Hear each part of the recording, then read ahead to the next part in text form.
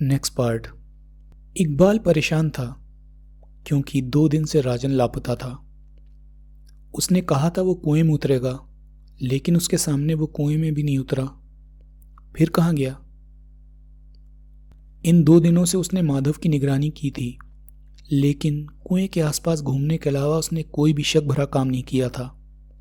तभी शिल्पी वहां आ गई और उसने पूछा, राजन का कुछ पता लगा? नहीं। पहले डैडी गायब हुए, फिर राजन। ना जाने क्या होने वाला है। मेरा तो अब भी सारा शक माधव राय पे जाता है। तो आओ चलकर देखते हैं वो क्या कर रहा। शिल्पी का लाली लिए हुआ गोरा चेहरा 2 दिन में मुरझा गया था। होठों की मधुर मुस्कान गायब हो गई थी। उसकी ये हालत देखकर इकबाल के दिल को बहुत धक्का पहुंचता था, लेकिन वो उसके लिए कुछ भी नहीं कर पा रहा था। जब से माधव की गिली गायब हुई है वो बहुत दुखी दिखाई देता है। शिल्पी ने बताया, मैं जानता हूं, उसे वो बहुत प्यार करता था। अभी वो बरामदे में ही थे कि सामने से माधव आता दिखाई दिया। पास आकर उसने पूछा, इकबाल, राजन का कुछ पता लगा? नहीं। ना जाने क्या हो रहा है, एक एक करके सब गायब हो रहे हैं। मेरी गिली भी गायब है। वो होती तो मैं दोनों का पता झट से लगा लेता। कहीं आपने खुद ही तो उसे गायब नहीं कर दिया ताकि उन दोनों का पता ना लग सके? क्या बक रहे हो? अरे गुस्सा मत करिए, मैं मजाक कर रहा था। मुझे ऐसे मजाक पसंद नहीं। माधव ने कहा और रीडिंग रूम में चला गया।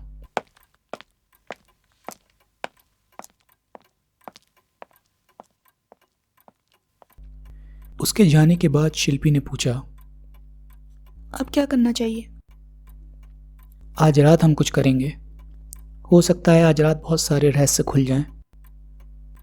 ठीक है, मैं तुम्हारे साथ कदमों से कदम मिलाकर चलूंगी, लेकिन राजन को आज हम खोज कर ही रहेंगे। कहीं राजन को बहुत अधिक तो नहीं चाहने लगी? इकबाल ने मुस्कुराकर पूछा। वो है ही इतना प्यारा कि जो भी उससे कुछ देर बात कर लेगा उसे चाहने लगेगा। और इस बंदे के बारे में क्या ख्याल है? तुम ग्रेट हो। हंसना हंसाना कोई तुमसे सीखे। तुम्हें तो हर कोई अपना भाई बना लेगा। खुदा का शुक्र है इस बंदे में कुछ तो खासियत है।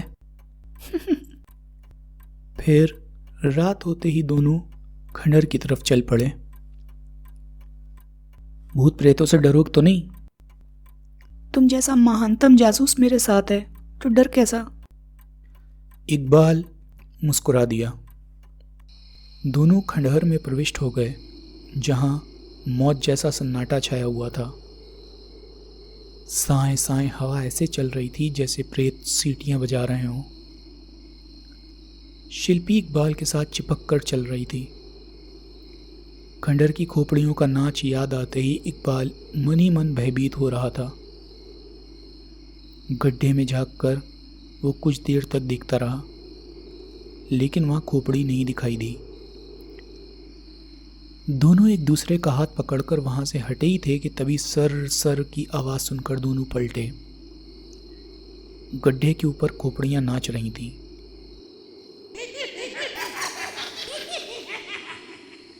उनकी आंखों से लाल हल्की रोशनी निकल रही थी। शिल्पी चीख मारकर इकबाल से लिपट गई। अरे अरे अरे, ये क्या कर रही हो? भूत! दूर हटकर खड़ी रहो वरना भूत आकर मुझसे लिपट जाएंगे। शिल्पी अलग हट गई। फिर इकबाल हिम्मत करके जैसे ही गड्ढे की तरफ बढ़ा, खोपड़ियां गायब हो गईं।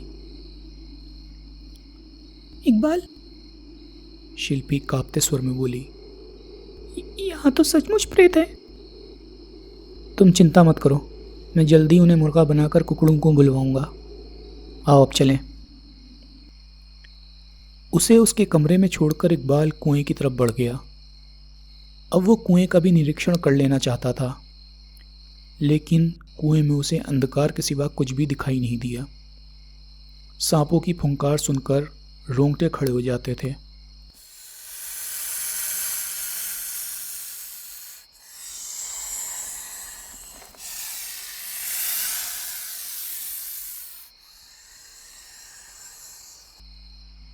तभी एक मानव परछाई दिखाई दी। ध्यान से देखने पर इकबाल ने उसे पहचान लिया। वो माधव राय था। सारी फसाद की जड़ यही है, सोचकर वो उसके पास पहुंच गया और तीव्र स्वर में बोला, राजन कहाँ है? मैं भी उसी को तलाश कर रहा हूँ। अब मुझसे मक्कारी नहीं चलेगी।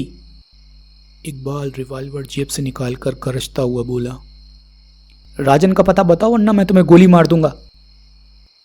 नहीं नहीं, ऐसा गजब मत करना। राजन की आवाज़ सुनकर दोनों चौंक कर पलटे। राजन सामने खड़ा था। तुम कहाँ से टपके हो? टपका नहीं हूँ, आया हूँ, और तुम्हें यह भी बता दूं माधव जी निर्दोष हैं। शुक्र है तुम आ गए, वरना ये मुझे गोली मार देता। बेवकूफ़ है। आओ चलें। मैं भी तुम लोगों के साथ चलूंगा। माधव राय बोला। चलिए। राजन उन्हें खंडहर स्थित गड्ढे के पास ले आया जिसमें उन्होंने खोपड़ियों को नाचते हुए देखा था। क्या यहाँ प्रेतों के साथ नाचने आए हो? इकबाल ने पूछा। वो प्रेत नहीं, तमाशा था। यहीं से तहखाने में जाने का रास्ता भी है। कहने के साथ ही राजन ने गड्ढे के पास जमीन में गड़ी मोटी कील को दबाया तो गड्ढे में एक रिक्त स्थान उत्पन्न हो गया। नीचे जाने के लिए सीढ़ियां दिखाई दी। तीनों सीढ़ियों द्वारा नीचे पहुंच गए। वहां एक कमरा था। राजन ने टॉर्च चलाई। वहां 4 बासों में 3-3 खोपड़ियां लगी हुई थीं। सब में एक एक छोटी बैटरी भी थी। उसी से खोपड़ी की आंखों में लगे बल्ब जलते थे। इकबाल, राजन बोला, देखो तो, यही वो खोपड़ियां हैं। 3 व्यक्ति जब बांसों को पकड़कर गड्ढे में खड़े होते थे तो खोपड़ियां हवा में नाचती हुई नजर आती थीं। बांसों पर काली पॉलिश की हुई है ताकि वो अंधेरे में दिखाई ना दें। खोपड़ियों का तमाशा समझ आ गया था। फिर वो लोग आगे बढ़े। एक कमरे में रोशनी दिखाई दी। उसी कमरे से बोलने की आवाज आ रही थी।